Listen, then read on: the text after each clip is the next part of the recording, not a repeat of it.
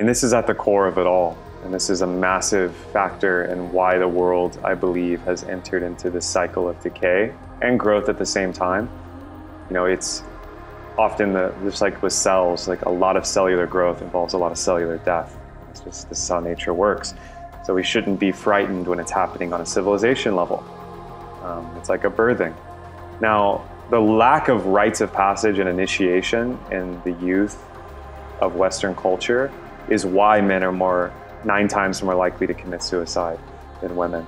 It's why men fill prisons, and most violent crime, most drug offenses are all men.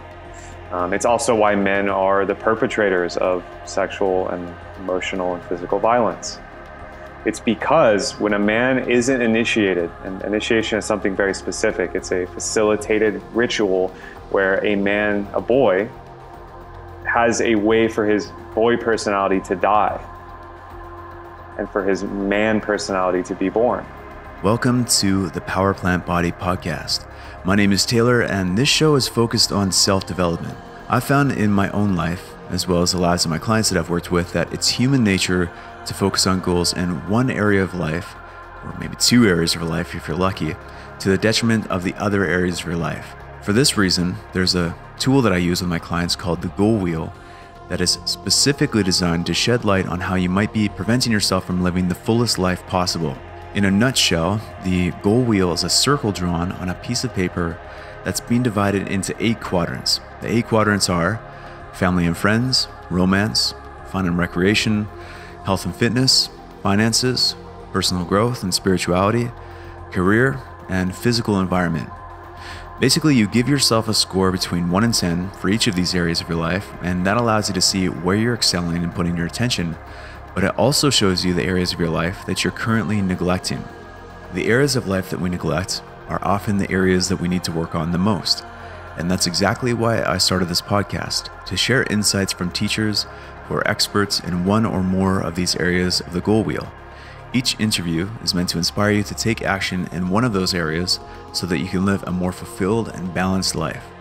To get your hands on a free copy of the Goal Wheel PDF so that you can use it to create meaningful goals and take steps to achieve them, head over to powerplantbody.com/free-tools.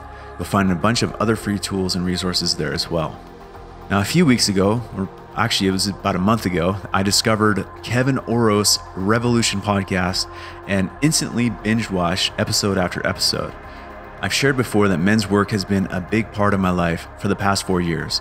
Kevin is a man who for me seems to be the perfect conduit for men to start seeking answers to their questions. The questions that inevitably arise for men who hear that calling deep within their heart, but are still trapped by the limiting, overly macho identity of masculinity that modern society has decided to portray. Kevin seems to effortlessly connect with and guide the listeners of his podcast and the men and women that he works with through coaching. He meets us at the precipice of the chasm that exists between the rational, mechanistic, Western way of life that so many of us are living, and he creates a bridge to the open, loving, expressive, and spiritually enlightened way of being that we so desperately lack as a society. During our conversation, Kevin shared with me his understanding of how we got to be in this current situation that we find ourselves in. Globally, many of the beliefs and institutions that we've set up and rely on for a sense of security will be put to the test, challenged, and, likely dissolved. It's all part of the process, though, as Kevin shares his insights into the hero's journey and the role it plays in guiding both individuals' growth and social evolution. Kevin talks about his own call to adventure and his movement through the hero's journey.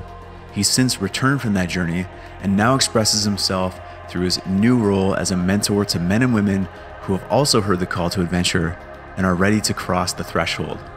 I thoroughly enjoyed my conversation with Kevin, and I know that you'll take a lot of wisdom with you from what he has to share. I encourage you to check out his Revolution podcast and see what he continues to create by following him on Instagram. He also has a new book out on Amazon that you can purchase. During our conversation, Kevin shares insights that primarily fall into the personal development and spiritual quadrant of the Goal Wheel. However, he's an immensely well-rounded coach and shares a lot of insight into all other quadrants of the Goal Wheel on his podcast and Instagram account. So definitely go check him out. I'll leave all of his information in the show notes. But for now, without any further delay, I'm grateful to bring you my conversation with Kevin Orosz. Kevin, I appreciate you being on the show. I've been a big fan of your podcast for just over 2 weeks now, but I did a deep dive and listened to a whole bunch of episodes back to back because something I love about your approach is that you're this sort of perfect bridge between what most guys think of as masculinity, like you embody masculinity very well, but you're also a great bridge toward this more feminine energy, spirituality that we often so easily shut away. So I get a lot from that, and I'm looking forward to sharing that with the people on this podcast. Where I thought we could start, if you're open to it, is I know that you're a big fan of Joseph Campbell's Hero's Journey. So I know that there's a whole world of what you're up to right now, but I'm really curious what life looked like for you before the call to action, and what was the call to action for you? Yeah, great question, Taylor, and really, really glad to be here with you. And feel honored that you're loving The Revolution, my show. And it's been a big labor of love. And that's why I love giving and receiving podcasts. It's definitely a big part of my, my bag. I love it, my wheelhouse. The hero's journey as a map is the ultimate. I became obsessed with it really around the time of my first huge call to adventure, which for me happened in Austin, Texas, at university at UT there, and really soul searching and going deep with a partner at the time who was my high school sweetheart. Thought I was going to get married, was living in a Catholic paradigm of celibacy. Also thought I was going to become a psychologist. So I was in undergrad, getting teed up already and groomed by professors to be in PhD psychology. And that was my world. And it basically shattered when I discovered that my girlfriend at the time had been cheating on me within my community, and everybody but me knew. And that was kind of the ripcord, combined with a bunch of other things at the time. A growing sense of anxiety and depression. I was having a lot of insomnia. I was having trouble sleeping. And I also had really just started heavily drinking and had never touched anything else, tobacco, cannabis, or anything among hard substances. So that kind of cocktail just decimated me and my personality and my identity looking backwards. So I really had nothing to hold on to. So that sent me into a spiral of a lot of heavy drinking and depression and very strong anxiety just about my position, in life, because I had put so many of my eggs in this basket, and, religion for me was shattered in that moment, among many other things. So long story short, that call to adventure quickly became, life-giving in that I discovered martial arts. That next year I discovered yoga, which I was also studying. I was double majoring with philosophy. So I was reading these Indian Hindu texts and studying yoga, and then actually practiced it for the first time, and something clicked. Also discovered plant medicine around that time. So my first experience with cannabis was like a heavy psychedelic experience. It was not something just casual like I had seen so many people using it, because I hadn't, I was 20, 21 at the time. So my first experience with it was a massive healing and psychological reorientation. Also got really into nature at the time. So I spent a lot more time hiking, backpacking, camping, trekking. And that combination really kind of woke me up out of the spell I was in. And it also led me to abandoning academia, because I realized I wasn't happy there either. And it was a huge wake-up call that sparked the path I'm on now. That's awesome. Your academia background, I think, at least for me, it feels like it plays a lot, or a large role in bridging that gap that I was talking about before for maybe, I say men, but really everybody who's maybe a little bit more solidified in, the very binary way of thinking, ones and zeros, and going in, punching in and punching out of work. you do a very good job of bridging from that world to the more spiritual world. And I get a sense that a lot of that comes from your understanding of mythology or psychology from your previous schooling. Is that a fair assumption? It is. I'd say it's pretty accurate. And I mean, this is the bottom line, Taylor, and this is especially to the men out there, although women will relate as well, for sure. If I can, like how you perceive me now, and maybe the assumptions you have about my appearance, my work online, etc. However accurate they are, I was once hyper-rationalist, hyper-materialist, very much in a paradigm of, okay, my first major was I was going to do government, political science, and become a lawyer. So this is a beautiful quote from Osho, and also shows up a lot in Campbell. If I can do it, you can do it. There's nothing special or extraordinary about me per se. Now, the way I did it, the order I did it, I'd say is a beautiful pathway, coming from pure material and like hyper rational analytical, and then being cracked open by life into the mystical, and then having the way to language that and articulate it. I have seen the opposite too, where people raised with very open, liberal, we might name them hippie parents, who then became like Wall Street brokers or went the other way. And that's a whole different path. But yeah, short answer is yes. Yeah. It's interesting, like, whichever way you head off, whichever direction you head off, it seems like you hopefully end up in the same place, which is that integrated approach. It's the very rational mind joining with the more open, perception of what the world is around us. You mentioned plant medicine was a big part of that journey for you, or that transition. When I think about the hero's journey, a big part of that is mentorship and guidance. Was it primarily plant medicine that maybe acted that role in your life, or were there other people that came into your life at that time that helped you along that path?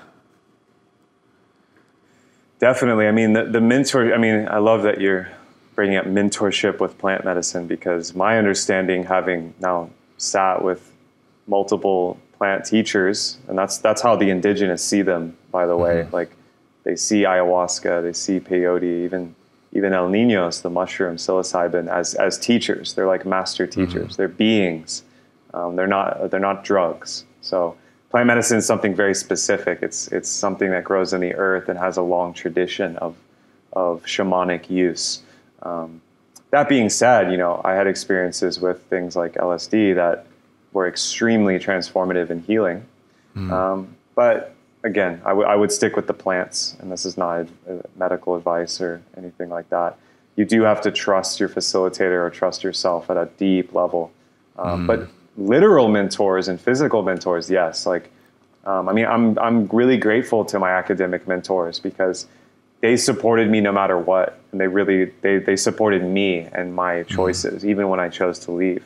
And even my coworkers at the time, like, I had worked my way up in college into like an office position, a white collar kind of big boy job. And they were very supportive also, because they all understood who I actually was, and they could see that, as opposed to like, the cog in the wheel I was playing the role of. But yeah, the mentor is extremely important. Obi-Wan Kenobi to Luke Skywalker, Gandalf to Frodo. You see it in mythology and literature and stories, but you have to have a mentor to be a midwife for parts of the process. It's extremely important for men specifically to have strong male mentors. And so after I left Texas and moved to California and really threw myself into personal development and then traveled the world, this is when I started to find those actual physical mentors and study under them. I love that. And now you're doing very much the same thing as a coach and a mentor to other men, if I'm not mistaken. Yeah. And I guess that could be the return and contribution part, right? You've gone full circle in the return and contribution on that wheel. A quote that I took from your Instagram that I'd love to just dive into if you're open to it is, I thought it was so good. because I've been a part of men's work for 3.5 years or so, and over those 3.5 years, I started to realize the importance of mythology and the importance of storytelling to get across points that you can't just write out facts and have someone understand it. They have to absorb it through story or through myth. There's a quote on your Instagram, I believe it's from you. You said, "Without a healthy guiding mythology, an empire enters the spiral of decay," which, when I read that, I really resonate with it, because I realized how important it was for me to start to understand some of these key concepts of why I felt powerless as a man, and why I started to feel more empowered as a man as I looked to myth and as I looked to story. When in that quote, what comes up for you? Like what drove you to write that, and what's the meaning behind it?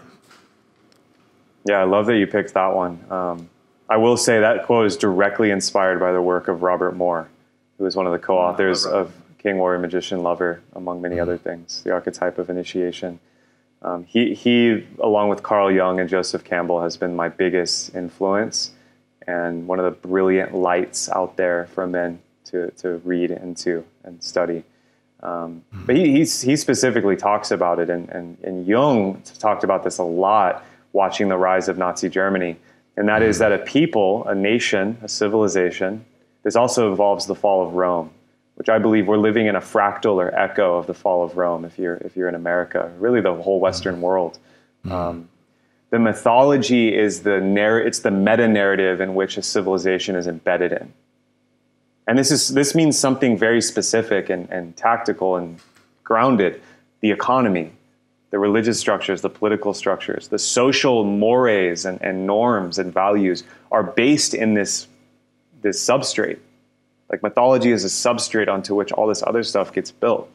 And so what we see, and I'll speak directly just to America, not only do I believe that the mythology, the American dream, or the American vision has utterly failed, and I think there's a lot of evidence that we don't have time to get into. Not only is it not a good mythology, but it's actually a mythology of death, is one way to think about it. So a mythology of life, or a life-giving mythology, is supportive to its citizens and to its people and to its institutions. And there's large growth. And it's not just profit or the bottom line. I'm talking about holistic, psychological, emotional, physical growth, where the people feel safe and thrive because of that. Ways you can tell this is that great art is created.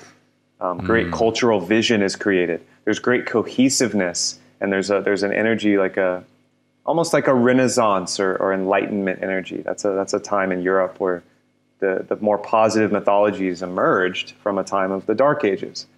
Now we're on the other side of that cycle where, what are the dominant mythologies in the West and in America? I mean, the mythology is that of death. It's pillage and destroy, the crony capitalist mythology. Well, the earth's burning and we don't understand what's happening with the climate, and there's a mass extinction and we're running out of things, but fuck it. Let's just keep buying and selling. Let's keep going with this idea of more. It's cancerous. It's very toxic. And so men and women are living inside of that, often without even realizing it. And are subconsciously, and this is what peeks through in the Marvel films, or this peeks through in Lord of the Rings, or some of the more modern adaptations of ancient mythologies in literature and film and media.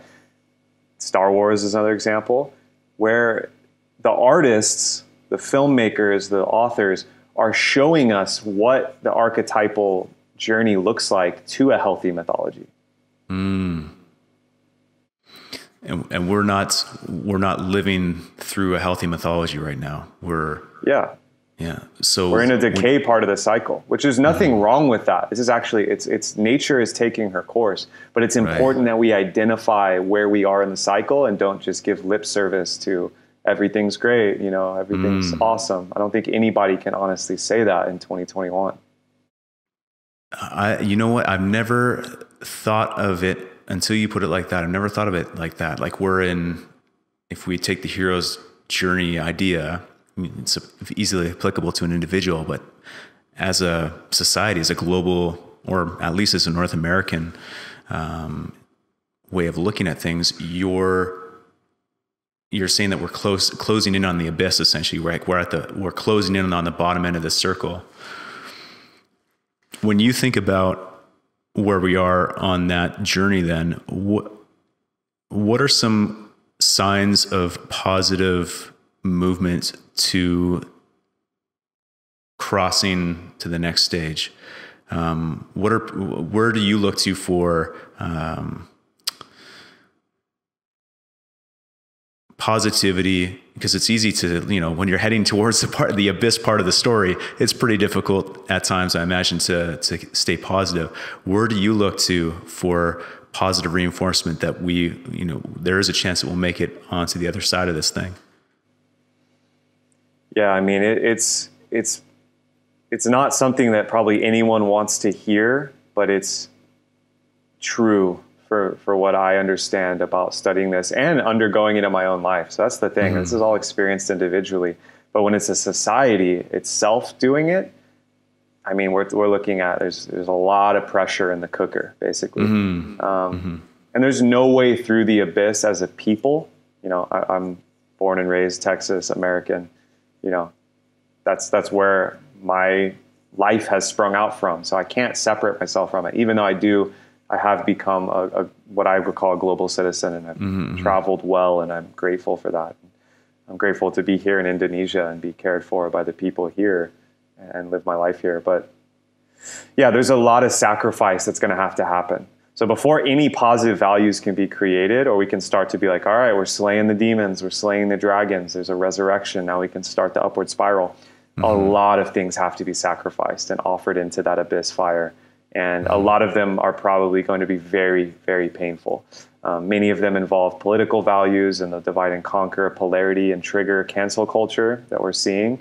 This postmodern, I mean, it's left and right, like both are culpable, but this hyper emphasis on political correctness, the hyper emphasis on what faction are you on, let's fight about it. The internet has both shined light on this positively and made it negatively, like an echo chamber. Yeah, a lot of that's going to have to be sacrificed, because if the people can't sense make in an environment, we're going to go into a lot of chaos. I think there's a financial reckoning coming that's already happening.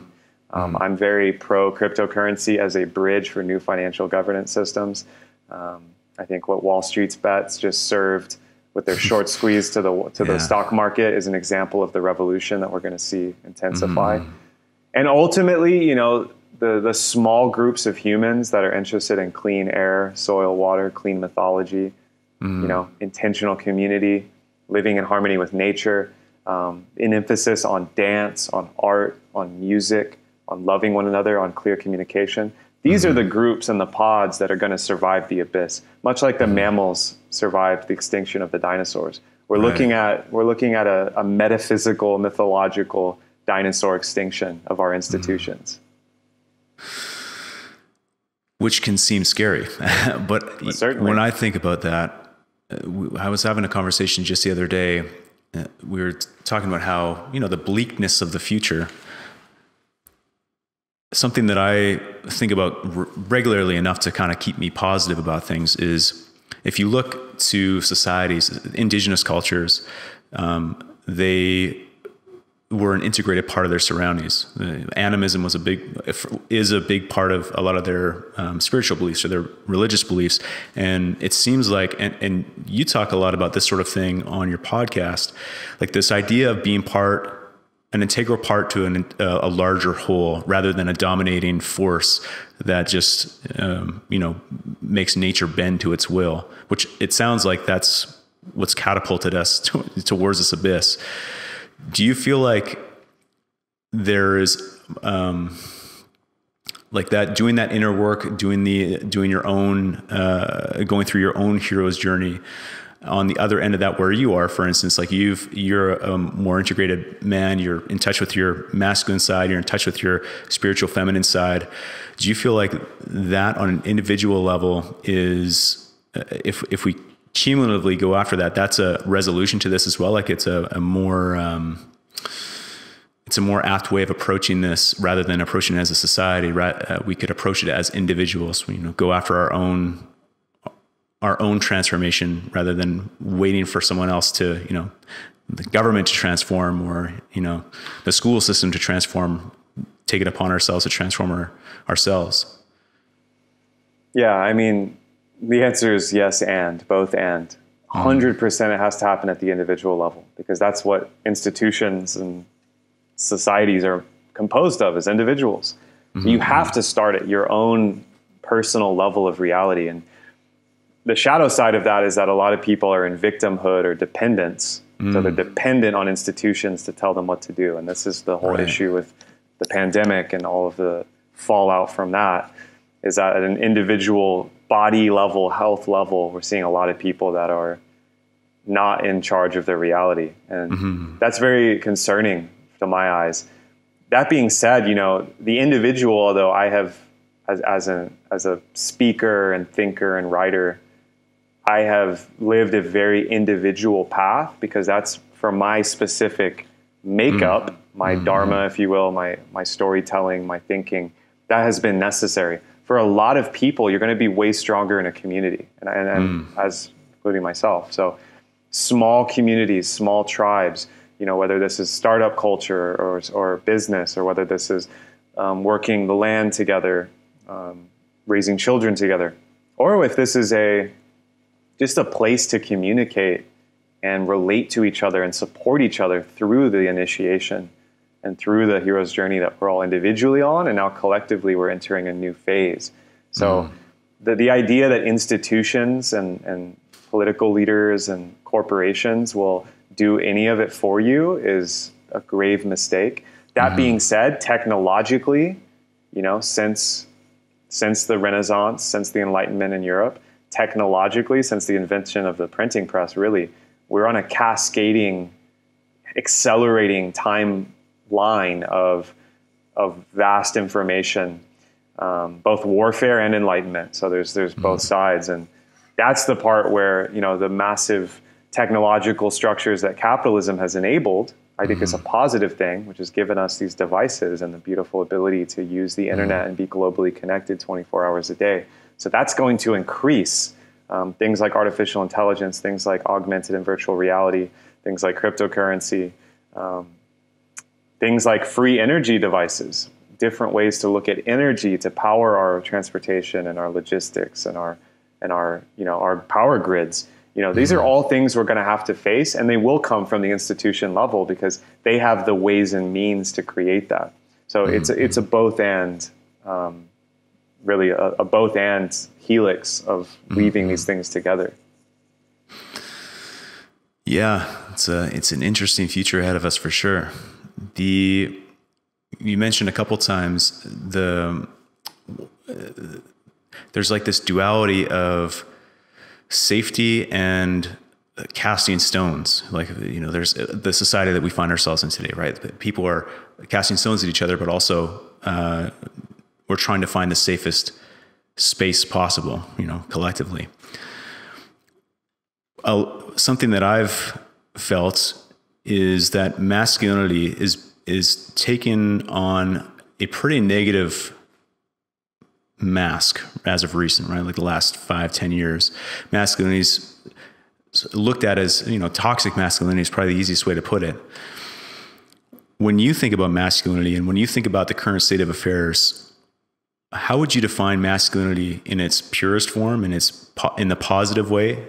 And what role does it play in 2021 to usher in this new way of doing things, this new world that hopefully we'll be moving towards? Yeah, I mean, this is the big question, and I've spent a lot of time on this and within this. The first thing to note is that the phrase toxic masculinity is weaponized and is at its core false. Like, there's no such thing as toxic masculinity. There's masculinity. It's like saying there's toxic sunlight. Like, the way I view masculinity, it's not something you can debate about or create a concept around. It exists. And masculinity is beyond like having a male body. It's an energy type in nature. And so you can call it yang instead of masculinity for yin yang in the Chinese thinking. It's active, passive. I mean, this is a basic understanding that all ancient people had and very wise people understood. So that's something that's been lost, is the context. The media loves that term because it enables a whole slew of gerrymandering of semantics and shame, blame culture, basically, cancel culture, which I think is just a sad state of affairs. But it's nothing new. You know, Socrates was facing this in ancient Athens 2,000 years ago. There's nothing new about what's happening right now. It's just a different version. Now, that being said, do I believe that men and women should rule together in sexual, emotional, physical, financial, natural harmony? 100%.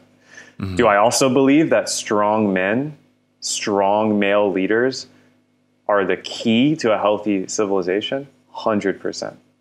I don't advocate for a matriarchy. I don't advocate for a patriarchy. I advocate for healthy men and women who are raising children for the next 7 generations that don't inherit the violence and trauma and abuse that we've inherited. Yeah. So this is at the core, is like men and women have to get to both become the strongest sovereign versions of themselves. And my work has dealt a lot with men because I'm a man and had to and am doing this. There's not like a completion point where like, well, it's all done. It's like, this is a life cycle. I'll be doing this into my old age. My goal is to become a good ancestor.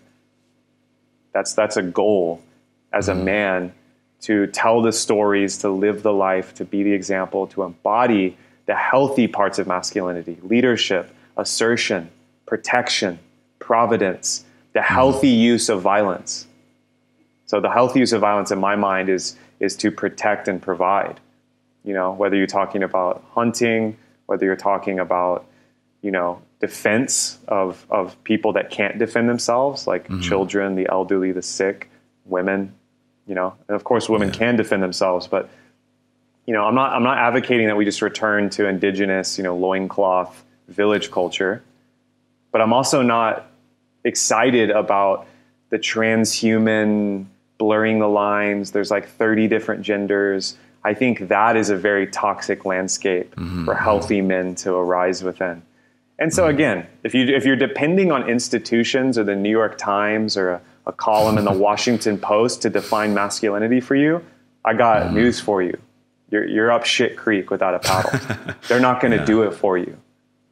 If you want to start with what healthy masculinity, the opposite of toxic masculinity is, you know, you're going to have to look into mythology. You're going to have to look at some of these great men that have lived.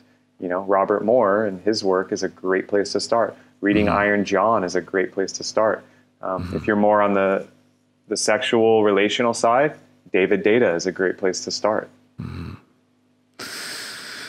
Yeah, there's a lot in there. I love, you said that it's a joining force, the masculine and the feminine, to usher in a peaceful and providential world. You know, that's the hope. Men play a large part of that. And you spoke just a while ago about, very briefly, you said rite of passage. And I know a little bit about this, I'm sure, and I've heard you speak about it. I'm sure that you could enlighten us all on this idea of rite of passage for men specifically. And it sounds like it's not in our society today, at least not nearly what it used to be in pre-civilization cultures. What effect does that have? I'm sure it plays a role in the situation that we find ourselves now. What effect does that have on society at large, to have boys missing out on this integral part of what it means to become a man? And the little that I know, again, about Robert Moore, he talks a lot about the tyrant and the weakling, and this idea of like the shadow side of what a true man is meant to be on the other side of that rite of passage. How does this all fit into where we are today? And do you see a way for us to reintegrate rite of passage into our society? Yeah, I mean, this is at the core of it all. And this is a massive factor in why the world, I believe, has entered into this cycle of decay and growth at the same time. it's often just like with cells, like a lot of cellular growth involves a lot of cellular death. And this is how nature works. So we shouldn't be frightened when it's happening on a civilization level. It's like a birthing. Now, the lack of rites of passage and initiation in the youth of Western culture is why men are 9 times more likely to commit suicide than women. It's why men fill prisons, and most violent crime, most drug offenses are all men. It's also why men are the perpetrators of sexual and emotional and physical violence. It's because when a man isn't initiated, and initiation is something very specific, it's a facilitated ritual where a boy, has a way for his boy personality to die and for his man personality to be born. And that's in connection with other men who have done this and mentors. And this chain has been broken because we've lost this understanding. And I think a lot of it is intentional, to create soldiers, to create customers, to create employees. You can't program a man who's been initiated the way you can program a man who's basically in a 30, 40-year-old body, but is still a 13-year-old with a lot of anger towards his mother, etc. So what you're seeing in the world, a lot of these so-called leaders everyone looks up to, the presidents, the generals, the prime ministers, the Wall Street hedge fund managers, they're boys in male bodies with unlimited power. So you shouldn't be surprised when you see that these hurt boys, these tyrants, are wreaking havoc on the earth, or wreaking havoc on the feminine, or wreaking havoc in finances.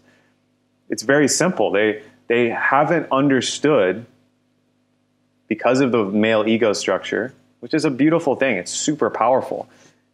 Just like a knife. You can use a knife to cut an avocado, or you can kill someone.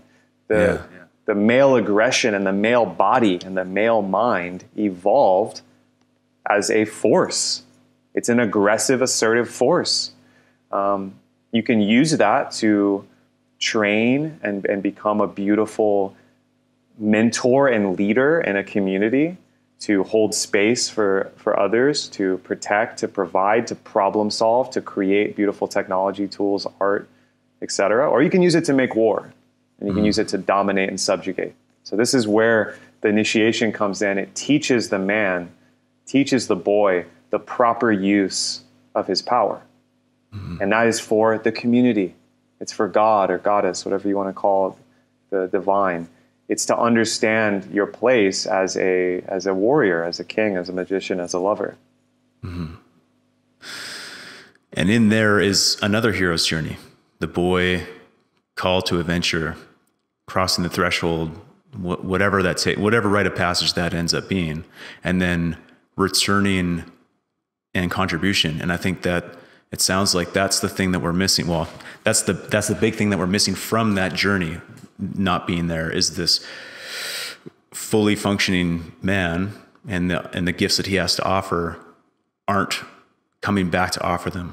And rather, we're having young boys never growing up and asserting this male energy that isn't, it's not grown up, into the most negative ways possible, both inflicting on themselves, like you say, either through suicide or through criminal violence and being incarcerated, or on the world around them, whether it's directed at women, other men, or the environment. So when you think about this problem that we have, do you see creative ways that we could start bringing this back into our society, whether that's at society at large, like at the large scale, or on the communal level? Yeah, and it's happening. And I know you've mentioned you've been part of men's work. I mean, the core thing is just find the other men that have these perspectives and are doing it. And they're all around you. They're all over the world now. There's a renaissance that we're entering of men's work. And what is men's work? At the basic level, it's gathering with other men and talking about these things. That's the most basic level. There's also many aspects you can get involved in. You can sit in ceremonies, whether that's sweat lodge or with plants. You can sit with brothers and do shadow work, breath work, cold immersion, wilderness trekking, martial arts. There's all these pathways into brotherhood that men need. And I was fortunate to find many of these, 5-6 years ago, when I really kicked up my path and started full into this, I studied under Elliot Hulse in his glory days when he was doing bioenergetics and Osho meditation, and studied with a sannyasin who lived with Osho, and and went to India and studied yoga. And so I found these mentors, male mentors and female, but mainly male, that like opened that path for me.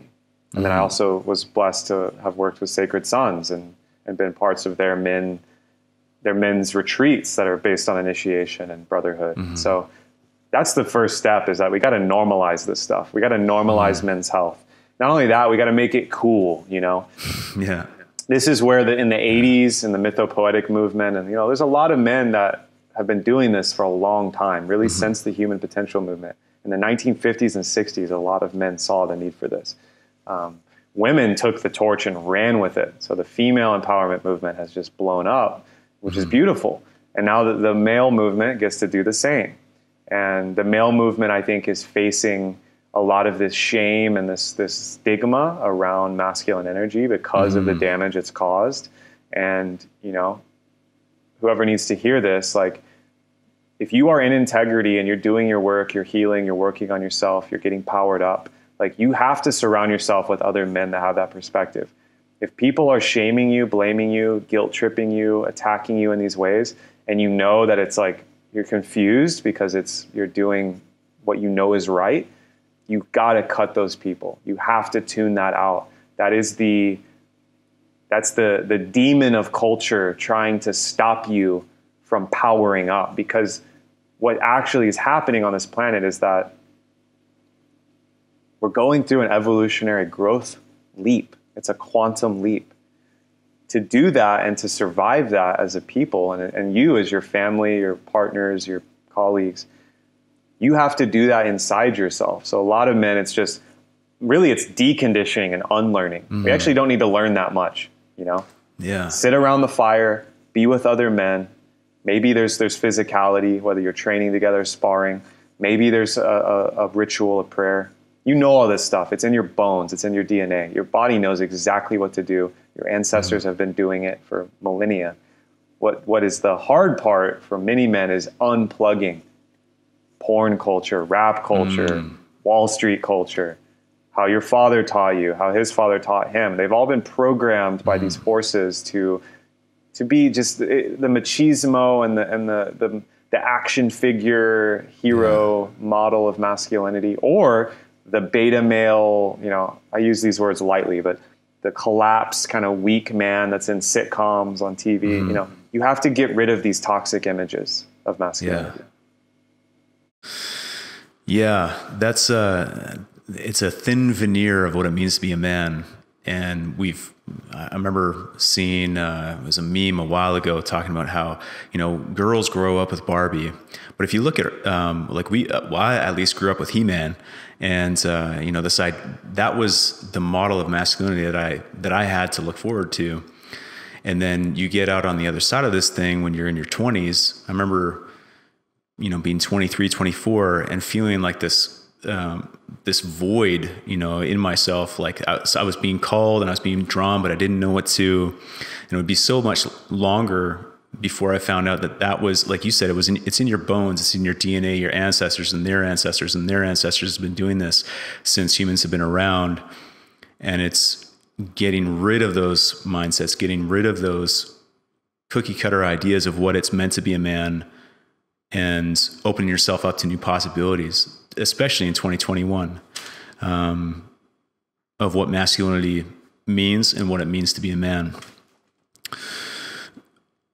This is something that you do. You're a coach and you do retreats. And when I started this conversation with you, I really mean that. Like, you're a very of all the people that you could listen to or bring into your life as a coach, you seem like the one of the very few that walks down the path right down the center, where you can meet people that are, in that machismo. They're still in that phase. They don't really know what it is to be a man, but you're also you have that whole doorway open to spirituality and tapping into the feminine side of what it means to be a man. when you meet people in a coaching environment, and when you meet people in a men's gathering, how do you find that? What are some of the initial hurdles that men have in that process of either reaching out to you and doing the work, or finding themselves in a men's circle and doing the work? And how do you help them start to move closer to, the calling that they're going after? Yeah, I mean, most men, and this is most women too. I mean, the female clients have a mirror of this that I've worked with, which interestingly enough, a lot of my most successful clients have been females. Although I really am enriched by working with men. It all has to do with the lower chakras, if you want to talk about, the root, the sacral, the solar plexus, which a lot of the trauma in the animal body is, and a lot of, humanity's moving through that. You can get into the higher centers and the really advanced philosophy and metaphysics and spirituality, but most of the blocks are in here. And so it's around sex, money, and power. So a lot of men are sexually not full power for whatever reason. It could be that they experience shame or, like conservatism and guilt. And this is something that, I experienced personally growing up religious. So I understand that pretty well. A lot of other men are just stuck in cycles of how they think sexuality and relating should be. So that's one of the big blocks. And then coming into men's work, sharing this with other men, being vulnerable, admitting that you don't have it figured out, admitting that you might have been wrong. This is a huge block to a lot of men leveling up. Another one is around money. So what's fascinating with all consumer goods, and then this plays out as well in personal development. A lot of men, they won't hesitate to buy a new iPhone. They won't hesitate to sign a lease on that car, etc. But when it comes to like working on themselves, there's a stigma a lot of men have that it means you're weak, or that you fucked up. If you need help, if you need therapy, if you need coaching, which is the exact opposite. I would not be where I am if I hadn't poured tens of thousands of dollars into getting support and mentorship and going to events and being an apprentice, being a student. And in the same way, a lot of men, they may make a lot of money, but then be trapped by it. So I see this with guys in corporate. Or the other scale, a lot of men are in scarcity. So they're just getting by, but they have huge hearts and art and business and branding and dreams living in them, but they're stuck in the money game. So that's another big barrier. Again, gathering with men. Can you be seen? Can you be vulnerable? And then for a lot of men, it's power, it's authority, it's status. The hierarchy games that a lot of men have been playing are not working for them. So whether that's at work, whether that's in the bedroom with their spouse or girlfriend, whether that's with the other men they, go to the bar with, go watch sports, whatever, their hierarchy and status is making them collapse. So they're fronting. When their inner world is something's happening, and this is where the beauty of men's work, especially in-person men gathering, these masks come down. And most men are just hiding from a ton of rage and a ton of grief.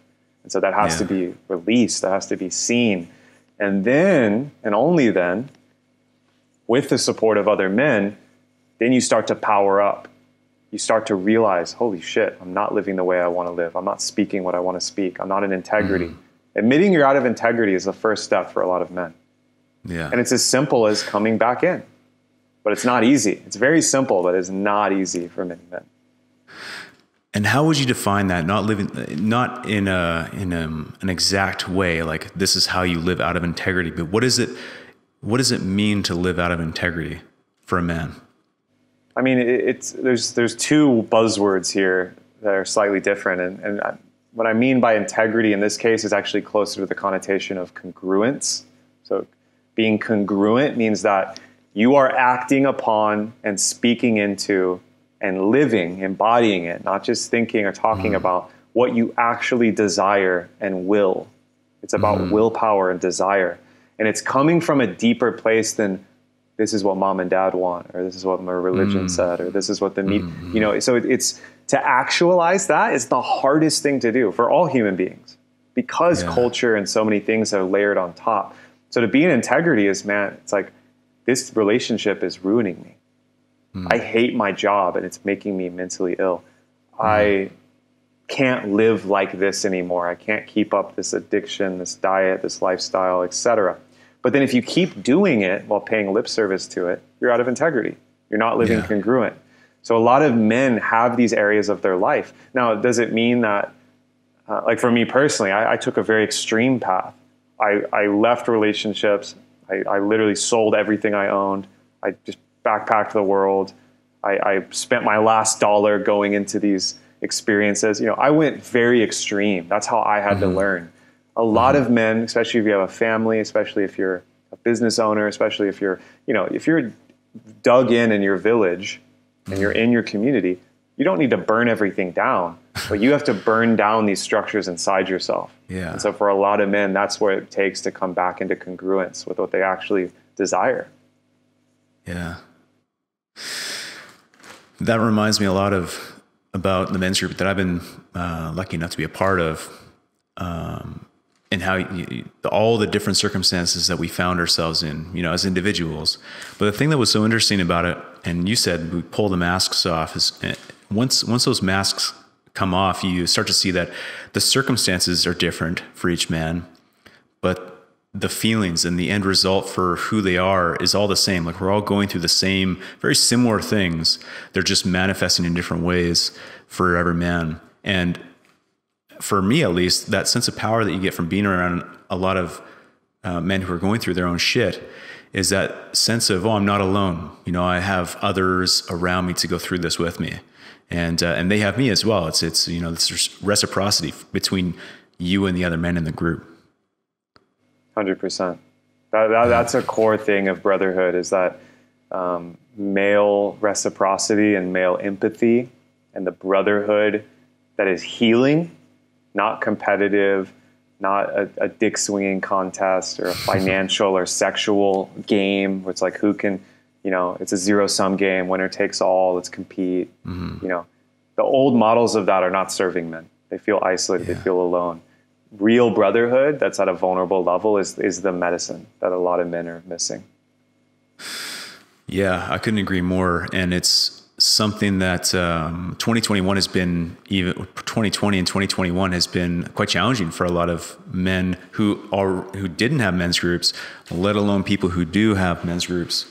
The men's group I was a part of had to go online, which I think is a great segue into talking. I want to be respectful of your time because we are coming up on an hour here. Talking about how if someone's listening to this and they feel that call, which so many men do, they don't listen to it, but they feel that call and they want to take the next step.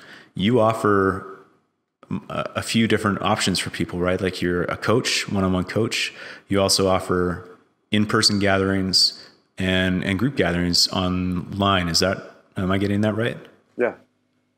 Yeah. So how does that look? If you were to, like, someone's thinking about getting that mentor or becoming a part of a men's circle, whether it's online or in person, what would you recommend? How would they get in touch with you, and what would be their next steps? Yeah, I appreciate you asking. I mean, the easiest way to get in touch with me is to find me on social media. It's my name, Kevin Orosz, Instagram, YouTube, Facebook, or go to my website, which is myname.com. And just reach out, send me an email, send me a private message. I may not get back immediately, but I will get back to you personally. Yeah. Now for men, you got to really be honest with what you need. So some men bite off more than they can chew. And, I love these kind of men because they got big appetites where they just want to go all in, but they're not ready. Like, if you don't already have a men's circle, if you're not already doing a self-contemplation of some kind, that could be anything, some kind of meditation, writing, something to actually understand what you need. Like, if you're working at a minimum wage job and you want to travel the world making online income of like $10K a month, it's like, there's a massive gulf you have to cross, and a hero's journey involved in that. Now, I've helped people begin that journey in a really powerful way and been a mentor because I work with all layers. I work at the business branding layer, at the layer of helping men create their own business, which for me, the entrepreneurial path is the most powerful path for a man to give his gifts if they have that inclination. Not everybody is an entrepreneur, for sure. but also the sexual space in relating. That's a big one where it's like, do you need to really take stock and navigate an existing relationship, or are you in the phase of pursuing one? And then health, wellness practices, the rituals of your life, high performance habits, shadow work, understanding your mythology, understanding your personal journey, removing trauma from childhood, removing limitations and blocks. These are all things I mentor men on. And at this point in my career, I'm not even interested in doing, certainly I haven't done a one-off session in years and years and years, but even the smaller kind of containers, like less than 3 months minimum, I'm not interested in, because I've noticed that men don't actually, it's very hard to just flash in the pan and pop things. Oh, yeah. Some people can, but I really prefer long-term mentorships. And so that's what I'm offering one-on-one. Now, if you're not a part of a men's circle, find that first. If you are a quick learner and you are implementing and you like to execute, I do have online courses. So my first course is all about high performance habits and morning routines, flow state mastery. And then my second course, which is actually coming out this week, is masculine mastery. So this is the 4 archetypes: king, warrior, magician, lover, top perspectives, practices, and a community to practice that within. And these are places to start if you completely are at zero. Zero as in, how do I even start this work? Yeah. Like, I don't even know what I don't know, or I don't know what I need. That's where you should start. Join a men's circle, educate yourself. I'm happy to offer these courses. Now, in person's a bit tricky. If you're not, I'm here in Uluwatu in Bali, Indonesia. So if by chance you're here, I am doing stuff in person here. I do have a retreat, a mastermind that's for men and women, but is basically a 6-day immersion with me and all of the perspectives I've shared around hero's journey, around starting your own business or brand, around meditation, tantra, breathwork, mastering yourself, and really like learning how to publicly speak and shatter your limits and get out of your comfort zone. And that's in Costa Rica, July 1st through 6th. So I'm going to be relaunching that, and assuming that none of the COVID travel restrictions get worse, that's going to be amazing, and that will happen. And I actually do still have spots available for that. Nice. It's about halfway. Where in Costa Rica? It's at the Imaloa Institute. So it's outside of Dominical, near Manuel Antonio, west side. Cool. Nice. And you also have a book. I do. Sex, Masculinity, God, sexmasculinitygod.com. My 2 co-authors who are amazing academic, deep thinking philosophers in Europe.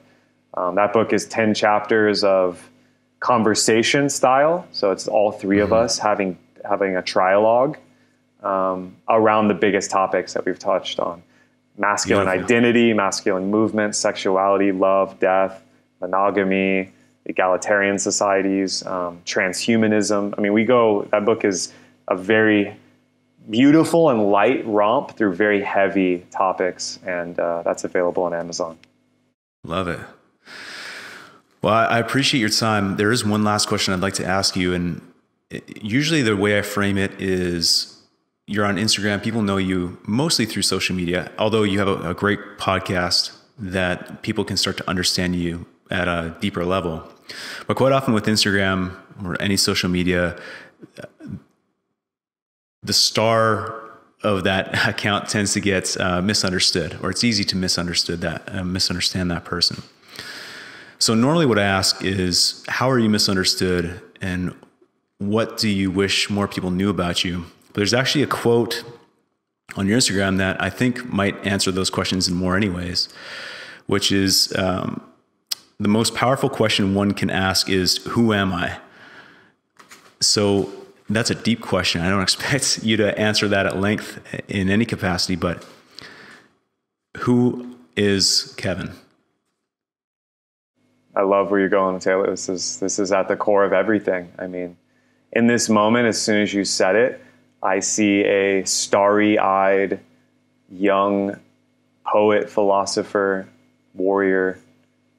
This beautiful, that specific mixture. And this shows up with Shiva, shows up with the samurai. The poet, the philosopher, and the warrior together. This is how I envision myself as a boy. And I never understood, as none of us can, how it would be lived into. So I see myself in this way, that my gift is my language, and who I am is a lover of wisdom, which is what a philosopher is. So I serve life, I serve God, and my conception of that by speaking into these things.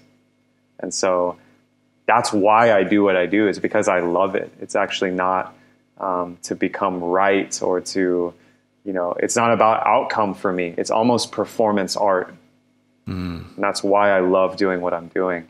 And also life has its own plans for me. So I've been shown and put into these situations of like male mentorship and, online education and coaching, because life has made that abundantly clear, and I'm trusting, I'm in a surrender experiment.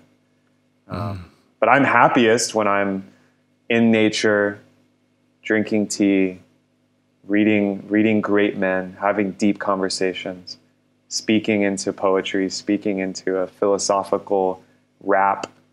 That's my happy place and who I am at my core. Love it, man. That's beautiful.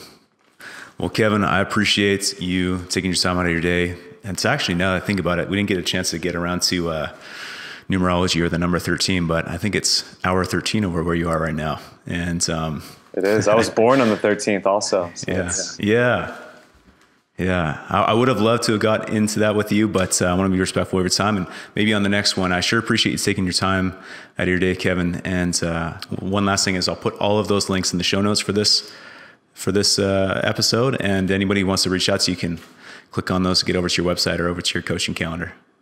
Yeah. Thank you so much, Taylor. Really grateful for this. This has been a really good interview, and I'm grateful for you. Appreciate you, man. Thank you again for checking out this episode of the Power Plant Body Podcast. If you enjoyed it, I would be grateful if you left it a rating and review in iTunes. When you leave a rating and review, it really helps because it lets iTunes know, and they'll be more likely to promote it to others who could also benefit from hearing these conversations. And feel free to share it with people who could also benefit from hearing Kevin's powerful message and insights.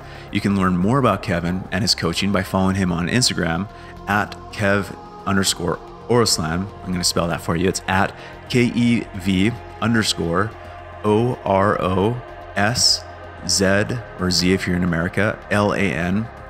And he also has an amazing podcast you'll want to check out. It's called the Revolution Podcast. His website is KevinOrosz.com. And there you'll be able to find links to his blog, his new book entitled Sex, Masculinity, God, and his YouTube channel, and a ton of other great resources for those interested in mastering business, tantra, masculinity, and mindset. And remember, I'm going to put all of this in the show notes at powerplantbody.com/Kevin-Orosz. Don't forget to head over to powerplantbody.com/free-tools to get your hands on a free copy of the Goal Wheel PDF, along with tons of other free tools. I'm regularly adding new resources and tools to that page to help you create the best version of yourself, so you'll definitely want to bookmark that page. You can find me on Instagram. That's at The Vegan Trainer, at TheVeganTrainer. Feel free to send me a DM if you have any questions or suggestions for future episodes. Thanks for spending some time with me and Kevin today, and I'll see you in the next episode.